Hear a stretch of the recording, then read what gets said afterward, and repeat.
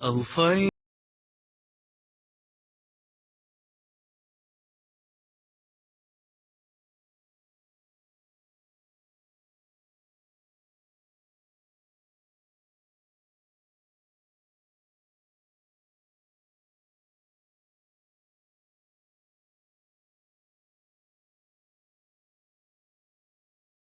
بسم اللہ الرحمن الرحیم الحمد للہ رب العالمین والصلاة والسلام علی محمد وعلی آلہ الطیبین الطاہرین واللعنۃ الدائمۃ علی اعدائہم اجمعین اما بعد فقد قال اللہ سبحانہ وتعالی فی کتابہ المجید بسم اللہ الرحمن الرحیم واتل علیہم نبأ الذی آتیناہ آیاتنا فانسلخ منہا فاتبعہ الشیطان فکان من الغاوین۔ محترم سامعین کرام، کیا آپ ایسے شخص کو جانتے ہیں کہ جس کو اللہ نے اپنی آیات، اپنی نشانیاں دے رکھی ہوں، یعنی اپنی جانب سے خداوند کریم نے اپنی نشانیاں اس شخص کو دے رکھی ہوں، لیکن پھر بھی اس کی عاقبت اچھی نہ ہو، پھر بھی وہ اہل جہنم میں سے ہو جائے؟ یعنی کیسے ممکن ہے؟ یہ ایسے ممکن ہے کہ جیسے کہ خداوند کریم نے ایک قصہ سورہ مبارکہ اعراف میں آیت نمبر 175 سے لے کر آیت نمبر 176 تک بیان کیا۔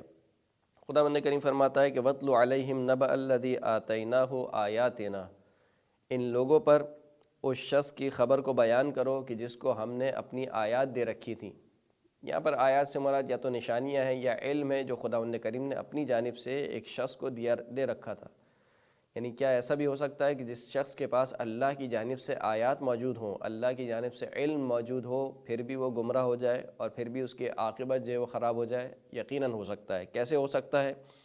فَانْسَلَخَ مِنْهَا، پس اس شخص نے اپنے آپ کو ان آیات سے نکال ڈالا۔ فَانْسَلَخَ یعنی بالکل یکسرے اپنے آپ کو جدا کر لیا ان آیات سے، یعنی وہ علم اور وہ آیات جو اسے دی گئی تھیں، بجائے اس کے کہ یہ اس سے ان آیات سے سعادت اور ترقی کرتا، معنوی کمالات حاصل کرتا، اس نے تنزلی کا راستہ اختیار کیا اور ان آیات سے اپنے آپ کو نکال ڈالا۔ فَأَتْبَعَهُ الشَّيْطَانُ، تو پس جب اس نے خود ہی اس راستے کو اختیار کیا تو اس کے پیچھے پھر شیطان لگ گیا۔ فَكَانَ مِنَ الْغَابِينَ، اور پھر یہ خسارہ اٹھانے والوں میں سے ہو گیا یا ہلاک ہو جانے والوں میں سے اور گمراہ افراد میں سے ہو گیا۔ پھر خداوند کریم فرماتا ہے کہ وَلَوْ شِئْنَا لَرَفَعْنَاهُ بِهَا، اگر ہم چاہتے تو ہم اسی آیات کے ذریعے سے اس کے مقام کو بلند کرتے۔ یعنی خداوند کریم بیان یہ فرمانا چاہتا ہے کہ اگر ہم تمہیں کوئی نعمت دیتے ہیں تو تمہارے اوپر ہے کہ تم اس نعمت سے ترقی کا راستہ اختیار کرتے ہو یا تنزلی کا راستہ اختیار کرتے ہو، یہ تمہارے اوپر ہے۔ ہم نے نعمتیں اپنی تمہیں دی ہیں، چاہے وہ معنوی نعمت ہو چاہے وہ مادی نعمت ہو، دونوں نعمتیں ہم نے تمہیں دی ہیں۔ اب یہ تمہارے اوپر ہے کہ تم ان نعمتوں سے ترقی کرتے ہو، معنوی کمالات کی طرف پہنچتے ہو یا تنزلی کی طرف جاتے ہو، جیسے کہ خداوند کریم نے سورہ 3 میں ارشاد فرمایا کہ لَقَدْ خَلَقْنَا الْإِنسَانَ فِي أَحْسَنِ تَقْوِيمٍ، ہم نے بہترین انداز میں انسان کی خلقت کی۔ ثُمَّ رَدَدْنَاهُ أَسْفَلَ سَافِلِينَ، لیکن اس کے باوجود ہم نے اس انسان کو پلٹا دیا پسترین منزل پر۔ یعنی پلٹا دیا سے مراد خود انسان کے اعمال ایسے بنے کہ اس نے انتخاب کیا پس راستے کا۔ خدا نے فرماتا ہے کہ یہ شخص بھی اگر چاہتا تو ان آیات کے ذریعے سے بلند مقام حاصل کر سکتا تھا۔ وَلَكِنَّهُ أَخْلَدَ إِلَى الْأَرْضِ، یہاں پر خداوند کریم نے اس شخص کی بیماری کا تذکرہ کیا۔ کیوں یہ شخص آیات الہی کے موجود ہونے کے باوجود بھی اس کا انجام بخیر نہیں ہوا، اس کی عاقبت بخیر نہیں ہوئی؟ وجہ کیا بنی؟ لِأَنَّهُ أَخْلَدَ إِلَى الْأَرْضِ، کیونکہ یہ زمین سے چپک کر رہ گیا، یعنی دنیاوی مال و متاع اس کے دل میں چھا گئی۔ اور جیسے کہ حدیث میں بھی ہے کہ تمام برائیوں کی جو جڑ ہے وہ حب الدنیا رأس کل خطیہ، دنیا کی محبت تمام برائیوں کی جڑ ہے۔ تو اس نے کیا کیا؟ اخلد الی الارض، زمین سے چپک کر رہ گیا۔ واتبع ہواہ، اور دوسری جانب سے اپنی خواہش نفس کی پیروی کی۔ نہیں، خداوند کریم نے اس کو آیات دی تھیں، اپنی جانب سے علم دیا تھا، لیکن اس کے باوجود اس نے جو بیماری اس کو لگی اور اس بیماری کا اس نے علاج نہیں کیا، وہ بیماری کیا تھی؟ زمین دنیا کی رنگینیوں میں گم ہو جانا اور اپنی خواہش نفس کی پیروی کرنا، جس کی وجہ سے یہ اللہ کی نشانیوں کے باوجود، دی ہوئی نشانیوں کے باوجود بھی گمراہ ہو گیا۔ فَمَثَلُهُ كَمَثَلِ الْكَلْبِ إِن تَحْمِلْ عَلَيْهِ يَلْحَثْ أَوْ تَتْرُكْهُ يَلْحَثْ، پھر خداوند کریم نے اس کی مثال پیش کی کہ دیکھو ایسے شخص کی مثال اس کتے کی ہے کہ اگر تم اس پر حملہ کرو تب بھی وہ اپنی زبان باہر نکالتا ہے، اور اگر اس کے حال پر چھوڑ دو تب بھی وہ اپنی زبان باہر نکالے رکھتا ہے۔ یعنی ہانپنے کے مارے جب کتا ہانپ جاتا ہے یا سانس لیتا ہے تو اس کی زبان باہر ہوتی ہے، تو کہا چاہے تم اس پر حملہ کرو تب بھی اس کی زبان باہر رہے گی، چاہے تم اس کو اس کے حال پر چھوڑ دو تب بھی اس کی زبان باہر رہے گی۔ یہ مثال کیوں خداوند کریم نے پیش کی، کیوں اس کو کتے کی اس صورت میں مثال پیش کی؟ اس کی وجہ یہ تھی کہ کیونکہ کتے کا زبان باہر نکالنا اس کی فطرت کا حصہ ہے، یعنی ممکن نہیں ہے، ایک کتے کے لیے ممکن نہیں ہے کہ وہ اپنی زبان کو اپنے منہ میں بند کر کے رکھے، وہ اپنی زبان کو باہر نکالے رکھتا ہے۔ تو گویا جس طریقے سے کتے کا زبان باہر نکالنا اس کی فطرت کا حصہ ہے، اس کی یہ جو بیماری تھی یہ بھی اس کی فطرت کا حصہ بن گئی، یعنی دنیا کی رنگینی میں چپک کر رہ جانا، دنیا سے چپک کر رہ جانا اور اپنی خواہشات نفس کی پیروی کرنا، گویا یہ اس کی فطرت کا حصہ بن گیا تھا، یعنی اب اسے کوئی بھی چھڑا نہیں سکتا تھا اس بیماری سے۔ پھر خدا نے فرماتا ہے کہ ذالک مثل القوم الذین کذبوا بآیاتنا، یہ اس قوم کی مثال ہے کہ جنہوں نے ہماری آیات کی تکذیب کی۔ فقصص القصص لعلہم یتفکرون، پس ان پر قصوں کو بیان کرو، اور قصے بیان کرنے کا مقصد ہمارا کوئی ذہنی تفریح نہیں ہے، مقصد فقط یہ ہے کہ لعلہم یتفکرون، کہ کاش یہ لوگ غور و فکر کریں، عبرت لیں، نصیحت لیں۔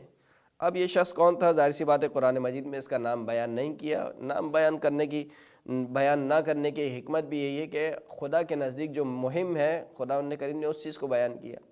تمہیں اس کے نام سے کیا سروکار ہے؟ اصل اس کے کام سے سروکار ہونا چاہیے کہ اس نے کام کیا کیا، لیکن بہرحال روایت میں اس کا نام اکثر مفسرین کہتے ہیں کہ بلعام بن باعور ہے، کہ جو حضرت موسیٰ علیہ السلام کی شریعت پر تھا اور اس کے پاس ایک اسم اعظم موجود تھا اور یہ مستجاب الدعویٰ تھا، لیکن کیونکہ اس نے الٹا کام کیا، فرعون کی سائیڈ لی یا بادشاہ وقت کے حق میں دعا کرنے کا سوچا اور فرعون کے مخالف دعا کرنے کا سوچا، تو پھر خداوند کریم نے اس سے آیات کو چھین لیا اور اس نے خود ہی مال دنیا کے عوض اپنے آپ کو پستی میں مبتلا کیا۔